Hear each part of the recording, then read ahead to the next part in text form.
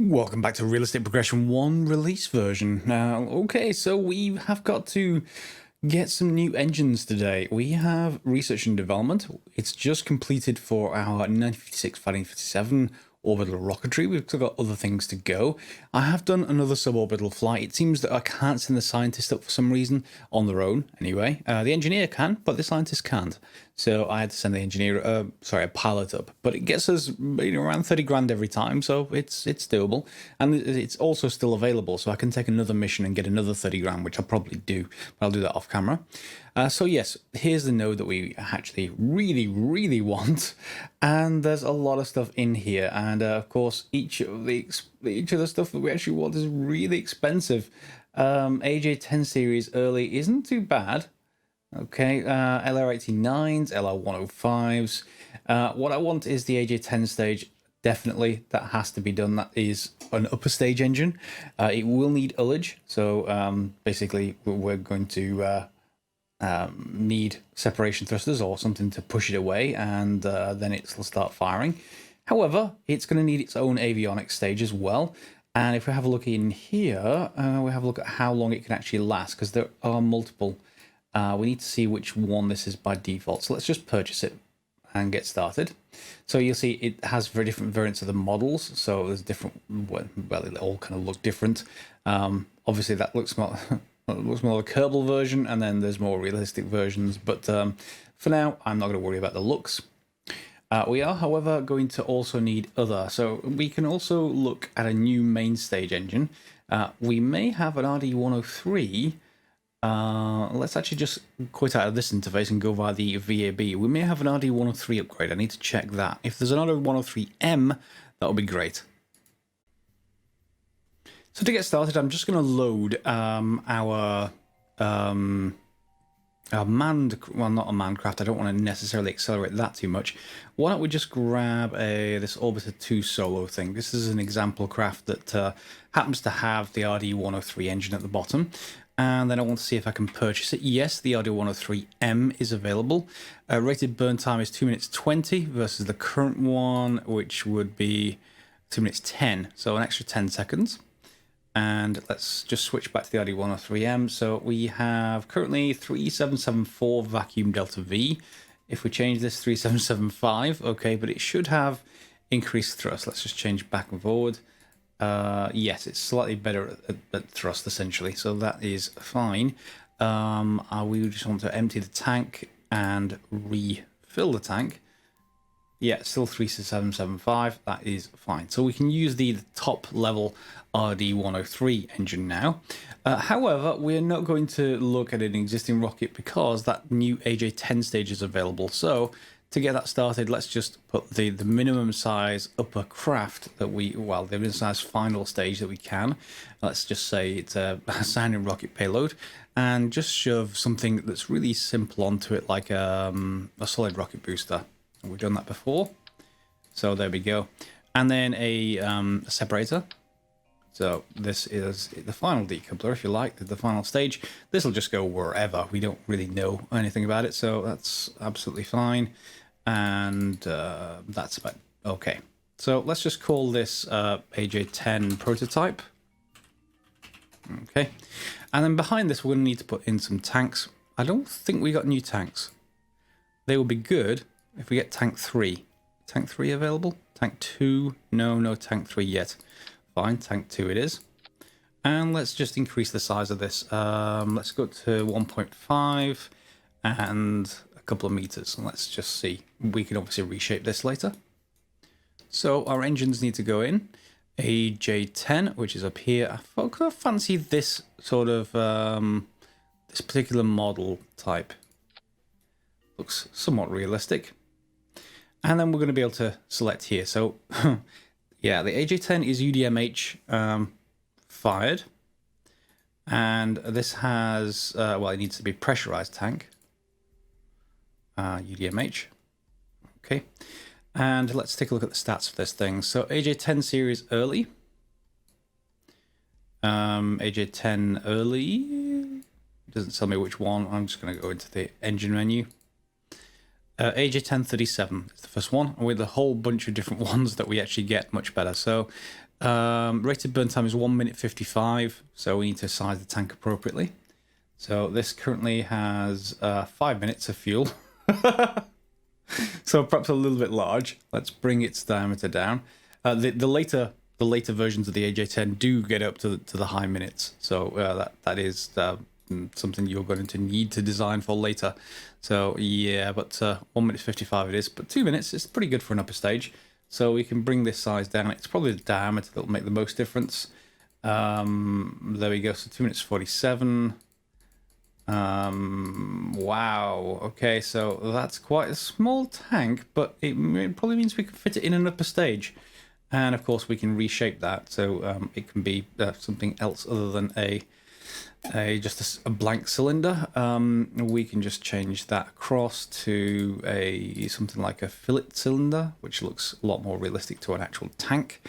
And then we need to bring it back up again. So 1.2. The main thing I want the diameter for is to make sure I have room for separation motors underneath there. So 1 minute 55 and 2 minutes 19. 2 minutes 7. 155 is actually exactly correct. Right. So this stage is going to need some sort of avionics. And then we'll need to readjust things, but avionics will do. Let's just put in a 1 meter, or the bare minimum we need for this. So the craft mass right now is 2.4 tons. We don't have a science package on board, but we probably should think about having one. However, it would need to be up here. Let's just make this a pioneering vessel rather than anything else. So we can change the shape of the avionics as well. That's quite nice. Yeah, I do like that as an option. And that does mean that we can change the size of the bottom to be like that.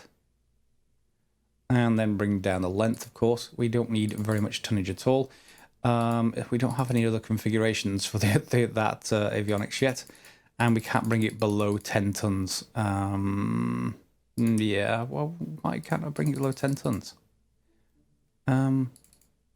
Yeah. Okay, let's just see how this actually affects the cost. It's minimal changes in cost until we get to about here, so let's leave it like that. Looks sort of, yeah, so it looks sort of nicely designed. And then we just got to figure out what we've got. So we've got 2,442 delta V, and we've got 818 up top. So that is, what, 3,200 delta V? And this should be then a controllable stage. So we are going to also just make sure we need to light it. And let's take a look at there. So we need some separation motors. I don't... let's just see if the AJ10 gimbals. Do you actually gimbal? It does have a gimbal thing, so I think it would. Even the early ones. The later ones certainly can. So this should be entirely controllable, which means as long as it's roughly on target, once we fire it, we can then reorient it so it can basically take over much higher in the arc above the atmosphere. So we don't have to fire it immediately, is my point. All right. So that's the upper stage, and let's just save that off. Below that, we're going to need a lower stage of some kind, and we don't need to worry about designing the interstage just yet. We actually want to just figure out something. So take a look at the engines we're probably going to want. 195,000. Let's take a look at the engines again, and let's take a look at the ones down here. So we have the the RD-103, a Russian engine, and we're going to need, we can obviously get upgrades to that. Well, different engines, I should say. But we get some new options as part of that 5657 orbital rocketry, and that's all of these. So there's a bunch of propeller engines, which we're not really all that concerned with. However, there are things like the LR series, okay, and that's the Atlas launch vehicle, as it says. And then LR101, so pump and pressure fed Kerolox vernier engine, so attitude control. So that's when you have two LR89s, an LR105, and two LR101s. Yeah, so The LR89s are the engine that we could look at. Now, they're around here somewhere. LR89, 79, and 89. Now, if I remember rightly, the 89 is a booster engine. Yeah, so it's brought the same performance as the LR89, is the 79. And is there any point in buying both? They're very, very expensive by comparison to our little RD103 engine. Of course, they're probably a whole bunch better, but yeah, I don't really have that kind of money lying around right now. So yeah. However, oh, hang on, is that just the upgrade? Because this one is 13 grand, that one is 140 grand. Okay, and this one's 6. So we're going to buy the 6 grand one, and hopefully that unlocks the rest. So 89. And that does unlock the rest. So presumably it's so high a price, so say don't select this option, select the other one. Fine. LR79 will do the same thing with this, or is it just different mods? There's some Blue Dog DB, FASA, and stock. All right. Well, let's choose the cheaper versions, and now we have 79 and 89 available because they're all the same engines. So I'm going to really build probably a bottom stage based on, well, we can have a look at what the performance is like for this. 89, probably the first version, so whichever one that is. Let's just dump this out here for a second. Obviously a much bigger engine. LR43NA3, so it has 2 minutes 15 seconds of burn time, so we need a stage for 3 minutes of burn time, obviously. And we can get a tank like that. It's going to be much bigger, and don't worry about the shroud, that will go away once we have it into stage. Let's just bring it down to 2 meters by whatever, 2 by 10, and let's just see what that gives us. So obviously a much bigger stage, and now we want kerosene, I would imagine. Yes, and this is 2 minutes. So what was the engine stats again? So engine 2 minutes 15. That wasn't far off. So 2 minutes 15 is just increasing this a little bit more, maybe 11 meters. That's 2 minutes 12. That's within the burn time, and 2 by 11 seems like a good round number. So we get basically 5,500 for that first stage, and the second stage is 2,400 once we've got interstages in. So that is 8,000. And the upper stage, the final one, takes us to basically nearly 9,000. That may not be quite enough for orbit. I may have to overrun some of these engines or design some kind of booster for the lower stage. If you have a look at the thrust to weight ratio, it's still fairly high for a sort of heavier rocket. They're normally lower than that. So once we get the technology upgrades, that will help. But we could overrun this a little bit, or at least just tailor this a little bit to add a little bit more delta V, so 5,700, 10 seconds over or so. That's not going to worry things too much. And then the same thing with this is 1 minute 55 it's rated for. If we run this a little bit over, so yeah, so we can tease it towards 9K. And that's the sort of magic figure I want to get us towards. On a fairly simple rocket, we've got a gimbal engine at the bottom, a gimbal engine in the middle, and then just a firework at the top, really. Okay, so we need to redesign that with interstages, but you've seen me do that before, so I'm going to go away and then come back once those are on. Okay, so here's the completed rocket, at least the first prototype. I've also created a second one with double engines at the bottom. Double engines at the bottom would give us roll control by themselves. However, for this, we're going to need 2 LR101s. So if you have a look all the way down here, you can get away with, I think, 1 vernier engine, but we've got 2 on there, what it says in the tooltip, so I'm going to go follow that. However, you see this vacuum doesn't read right for this upper stage. And that's because we've got this attached incorrectly. So if we just take this off for a second and just watch for that in your own playthroughs. If you got this attached, it won't separate. It looks perfectly fine, but it just doesn't work. So let's just reattach it to this node instead, and then we should be able to reduce the height. There we go. And that will bring us right down. Yeah, let's bring that up a little bit. And then extra height. And you'll see now on the right hand side, if you look right here, the delta V's gone right because we've attached it to the correct node. There's two nodes in an interstage, and be aware you can attach it to the wrong one. And if you do, well, things won't work exactly as you expect them to work. So yeah, do attach that to the right one.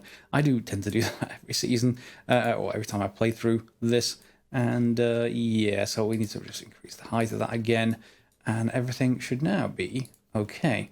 So we've got 4,800 in the first stage. It is overrunning slightly, but it's again only 10 seconds. And then we've got 6,000, 7,442. So 8,000. So this won't get us to orbit without some extensions or some technology improvements. You can either attach some boosters, which is possible, but first of all, before we actually go to boosters, let's actually see whether we can get this thing to fly right. So we need to do a simulation, and let's get one. In fact, just cancel a second. Let me save that. Oh, hang on, we need to check the staging. Yes, of course, we need to check your staging. So yeah, all the engines on. The gantry will fall away. Then that looks correct. Yeah, it looks correct. Save, simulate. I'll join me on the launch pad. And here we are. I've set the orbital altitude to 900 because I don't want the autopilot to cut out our engines too early. Because this first stage should get us to an APO of around 300 easily, depending on the turn shape though. The turn shape I originally had as 100 because I was sending rockets, so they should go straight up. However, I brought it back down to around 55, something like that. And that is the classic ascent path. There is also the RSS Primer Vector Guidance, RSS RO. That does look like a lot more complexity going on, but I'm going to just leave it in classic ascent profile for now. It's simpler, and I'll go and play around with the other mode later.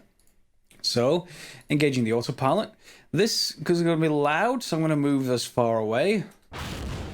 Yep. So you see the two vernier engines start, and the main one will start after them. There it goes. And everything is working fine. So we're now taking off. The vernier engines will provide roll control, so we don't need any of those awful looking fins at the bottom of our rockets anymore.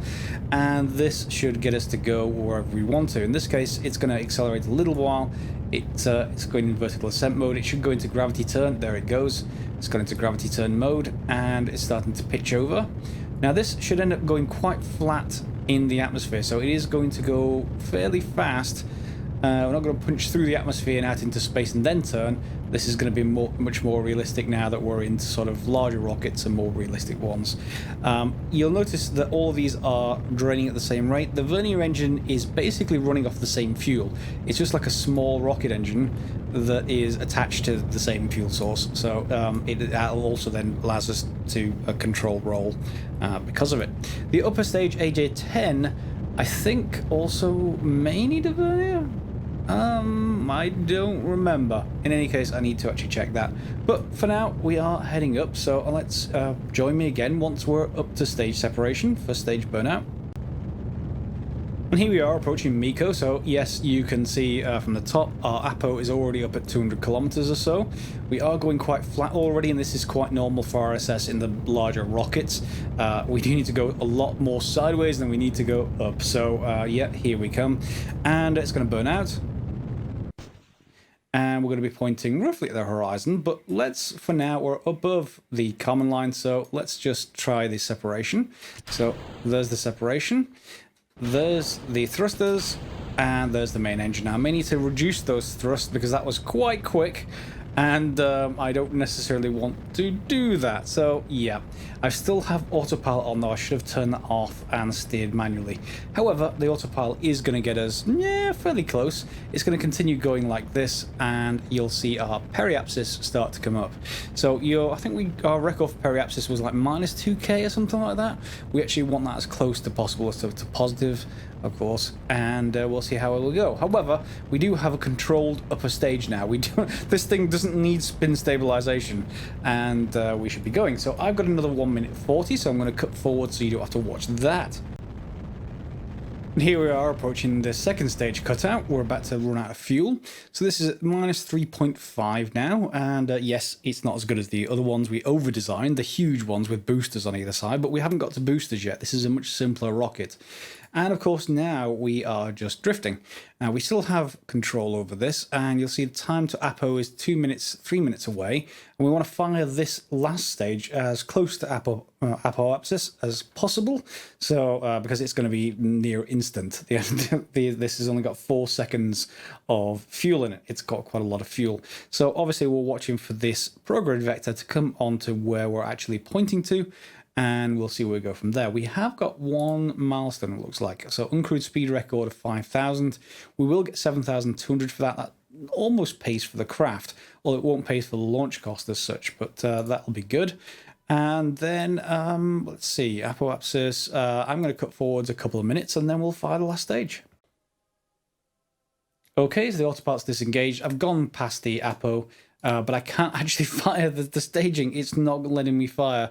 I still have contact, so I could be missing something. But yeah, we still have 193.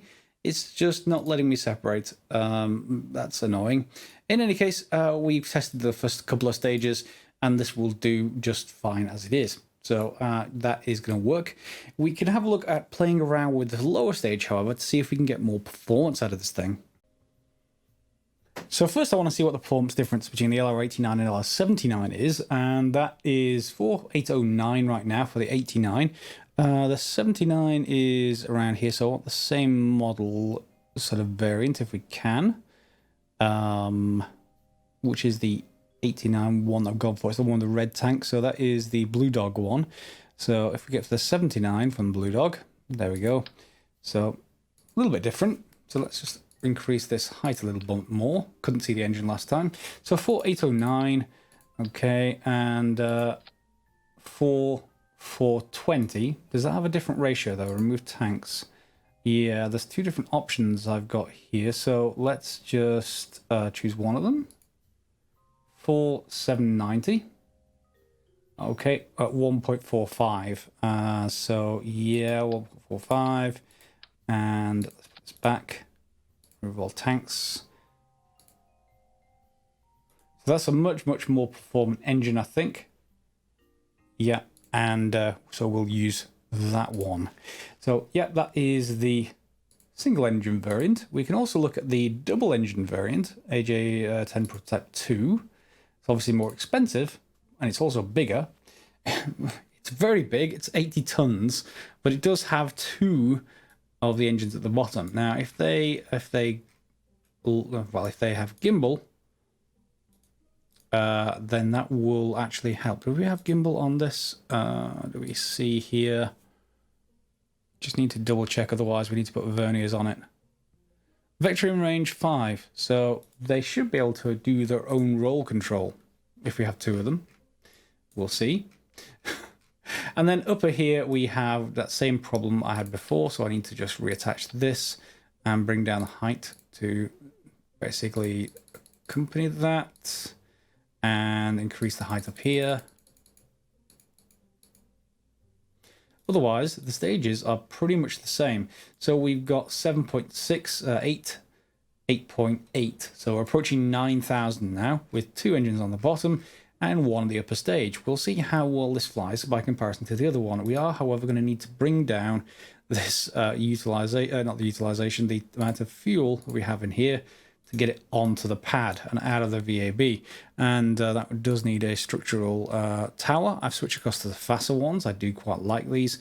They swing out basically well clear of the rocket. So we should probably put 2, 1 on either side, but it's fine for now. So we need to just get the engines and staging correctly. So there we got those. And then further, we are going to separate and then fire these retro rockets at the bottom. And then we will adjust this. Remember I said to need to adjust these 2 things just to have lower thrust. To give me a little bit more time to press space, mainly. And then I'm just going to collapse those two into a single stage, save and simulate. And of course, you've seen the rocket before, so I'm just going to show you the launch, which is always a good entertaining start. And then we'll, because this upper stage is exactly the same, we'll see whether this final stage actually fires. So I'm going to go and start the simulation and join me for the launch. Here we are at launch, and by the way, I did wanted to just wonder if there was a mod out there. If anyone knows, do let me know in the comments, let other people know, to automatically detach gantries and any clamps once the rocket's thrust actually hits exactly the right amount. Because, you know, in real life, no one's going to sit there and just hit the button to actually, retract these things. They're going to basically remove the tower or the towers and the tethers as soon as this thing sort of passes thrust weight ratio 1, I assume, or just above 1, so that it's not. So if I just have a look, there go the engines, and as soon as they start to build thrust, you can see we can detach earlier than that. And I would like to do that exactly just to get as much efficiency as possible out of it, but I don't know if the mod exists for that kind of thing, so do let me know if you know. So off it goes as before, so we're not going to watch this other than I think I just want to see whether roll control works. So I'm just going to physical fast forward, which works okay at lower physical physical time warp settings. I don't want to go too fast, otherwise we'll have some kind of problem. But we do appear to be fine on roll. We're not actually deviating at all, so I do quite like that. Let's skip forwards to, well into the upper stage. So here we've got 10 seconds left till the second stage cut out, and you'll see we're already down to minus 3k, so we're getting a little bit more performance at the upper end, and we're going up to the last couple of seconds, and that is that out. So minus 2.7, and off we go with this. And there we go. So minus 1.2. We're not far away, and that may be a lot closer if we can get a more efficient orbit. Right now, if we have a look, we're getting much closer. You can see there's our APO, however. So if we can fire at APO, we'll get a lot closer. It may still not be enough, so we may have to play around with this a little bit more, but I'm much happier about getting something like this than the previous one. However, you know, it needs to be played around with a little bit more. If you can improve it, put comments down below. Let's see if you can actually improve it with this level of technology. I'm just going to go and check out that R&D node just to make sure I've got everything I possibly can out of it. There are material science nodes coming up and science nodes coming up. One of them is the shift tank 3s, and as soon as that happens, the performance just takes off of these things. We start to get much more capable rockets. But of course, the more mass we have, the harder it is to actually do this in the earlier stages. So, back to the VAB. Just a final idea, rather than using the booster engines, we could go to those sort of real-life Atlas options, which is to go for the LR105s. So the LS-89s were pretty much dropped off the back of the Atlas, if I remember rightly, and the LR105s is kind of like the center stage which keeps going. It's the sustainer engine. So that is in here, if I can find it. I did just purchase it. Yeah, there we go. It's the LR105s. I do like the look of, well, that does look great, has to be said. That's the FASA mod. What size is the main stage, though? That's for a specific stage size. Why don't we just go for this one? Yep. And let's see what the performance difference is. So, thrust to weight ratio sea level is 1.42. Now, this shouldn't be anywhere near as good at sea level, I don't think. So, 4.8 is what we got from this stage at 2 minutes 23. However, the sustainer is built to go much longer in terms of its flight. And now I've got a freeze on my screen. Give it a second to catch up. Yeah, and there you see the issue. It's 0.5. This thing will not get off the ground on its own. However, its runtime, its rated runtime, is huge. If you have a look at this, this thing will work for 5.5 minutes by comparison to, 2 minutes something for the boosters. So if we wanted to design something for this, we would need to probably put the boosters into play once we got this rocket to the right size. So if we had this at 2 meter diameter still, probably designed for a larger diameter than that, to be honest, but we can bring down the, well, in fact, no, we're going to need to, we need to bring down the length substantially if that's the case. Yeah, so let's bring that down to 5 minutes 30. So yeah, that's 5 minutes 30. So that's quite a short stage, But what you would need alongside this is possibly, you know, boosters on either side of it. Or at least, well, you'd have to put them on either side. Otherwise, yeah, it'd be lopsided. So you need some kind of boosters for this. I don't have any solid rocket boosters, so this thing would have to be liquid boosters. So if we just grab a structural, coupling piece, so we get hydraulic detachment manifold, and then let's actually, in fact, just take that off for a second. Let's just copy this. Take that off. Copy this. And let's put this back in. Try and attach this without it going wrong. They really need to improve attaching boosters. Oh, is that going to get both of them? It is. Good. And then we can replace them back next to each other and opposite. So quite a short rocket.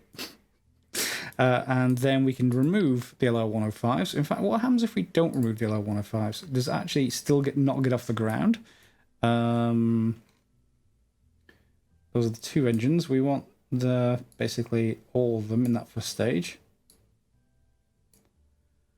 But yeah, they still wouldn't get off the ground. That's fine, because we don't want those anyway. Neither potentially do we want all the verniers, so we can get rid of those. We want the ones on the center stage, of course.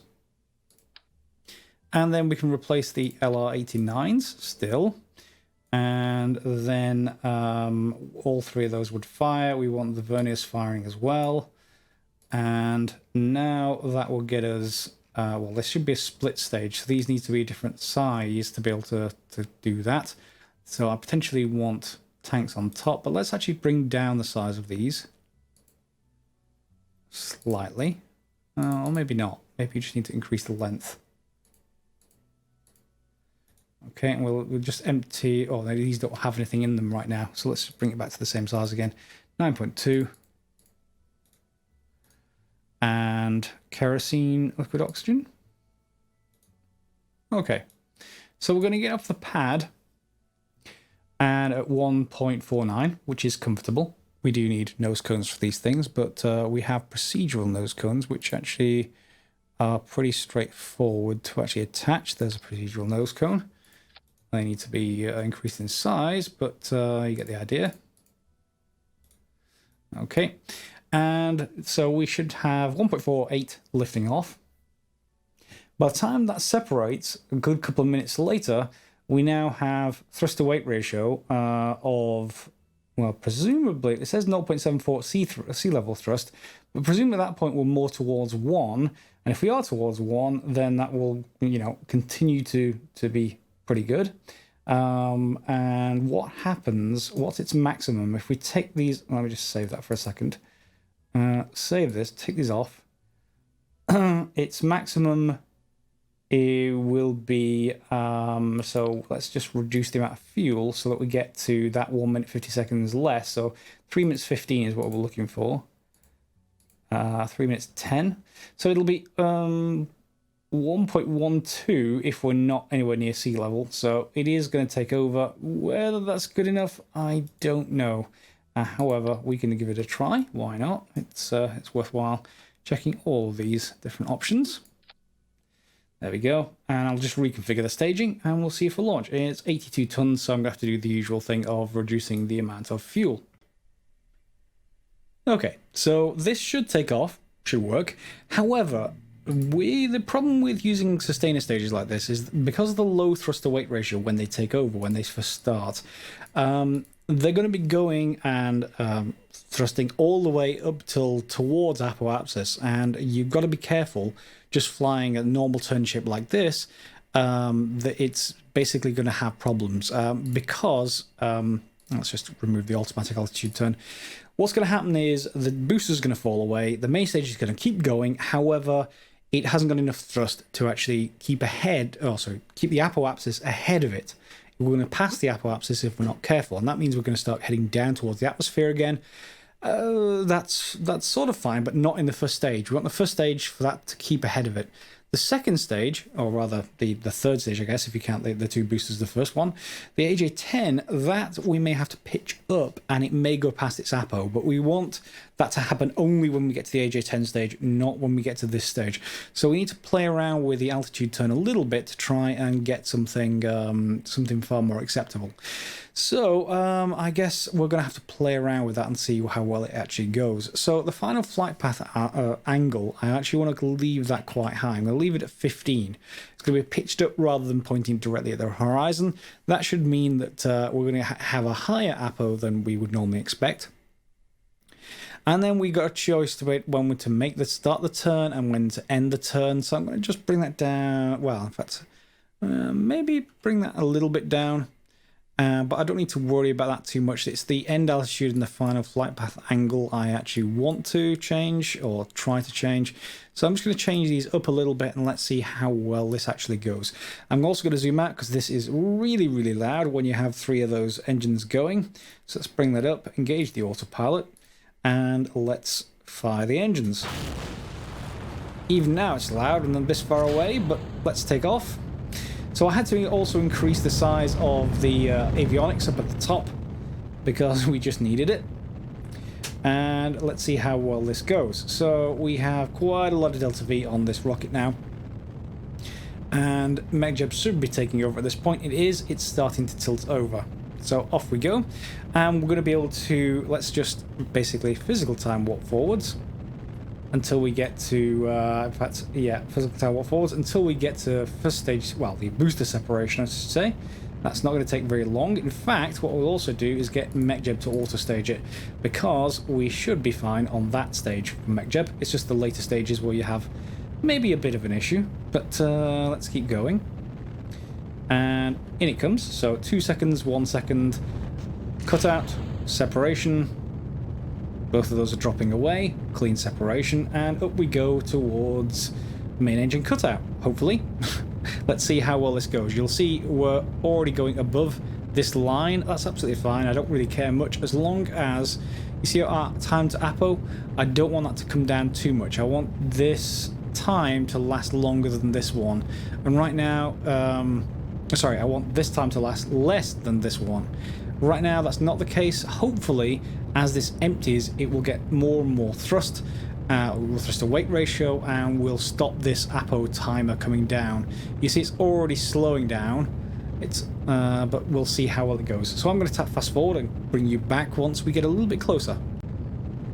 And notice that we're about to run out of electric charge. That means the rest of the stages are not going to actually fire. So this rocket needs to be redesigned with extra batteries.